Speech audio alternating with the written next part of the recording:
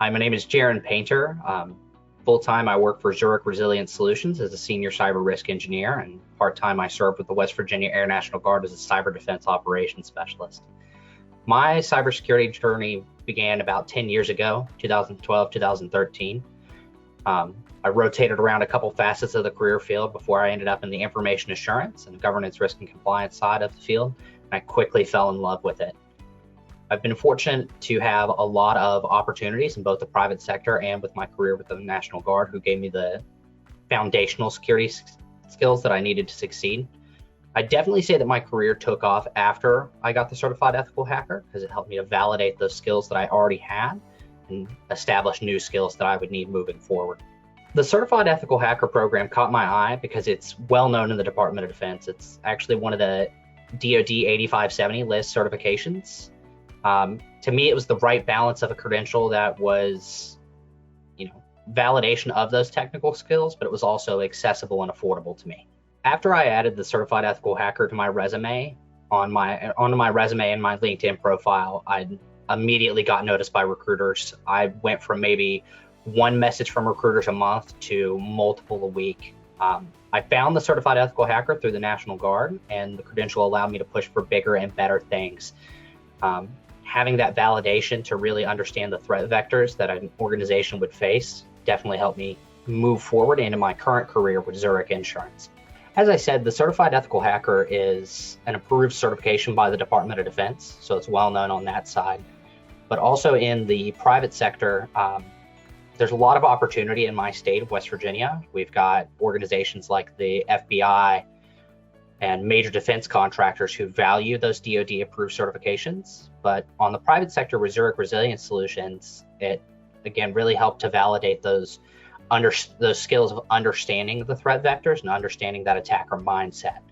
So there's value in it from a risk engineering standpoint as well. I definitely credit the CEH as one of the driving factors for landing my current position as a senior cyber risk engineer. A huge portion of my job is understanding the risks that companies face and helping both security and non-security professionals understand the threat landscape around them and understand the value of cybersecurity and resilience. Having the certification on my resume and being able to speak to that threat mindset and that attacker mindset really helps me bring the right skill set to the organization. The CEH has a lot of focus on the mindset of threat actors and not just understanding the threat vectors, but the human element behind why we would exploit those. Having that background now helps me to craft better defense strategies and identify the deficient controls in somebody's environment. And to me, I think that one of the biggest edges that the credential offers is that it's allowed me to have those solid conversations, both as a security professional, but with these non-security professionals in the environment as well. I've had a lot of success with framing that mindset and framing those threat vectors in a way that are digestible and approachable to the non-security professionals at the table.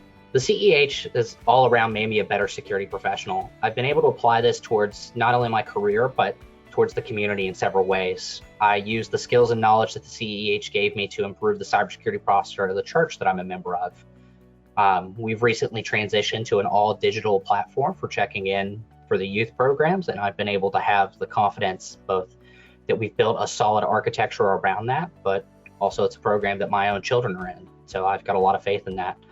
I've also been able to help pay it back into the state of West Virginia, and that this skill set has allowed me to have better conversations with the West Virginia Air National Guard and help improve the security posture overall. So I actually completed the distance learning version of the course through EC Council's eCourseware.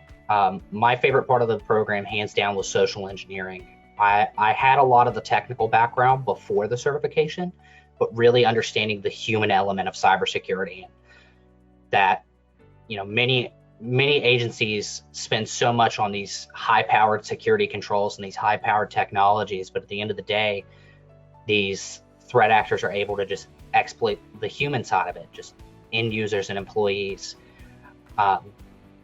Having that understanding has really helped me advocate for the security awareness and training portions of these conversations that helps me drive these resilience programs in my current career. I absolutely credit EC Council for my success in my career.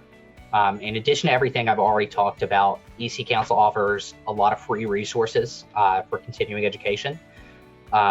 Shamelessly, I use the monthly cyber briefs that EC Council puts out to help build these conversations that I discuss with my team and have these conversations with external agencies as well. Having this updated information really helps me to stay competitive. And I even check the career roadmaps that EC Council offers to make sure that I'm moving in the right direction from a career and progression standpoint. Honestly, EC Council has had a huge impact, so I'm very grateful for that.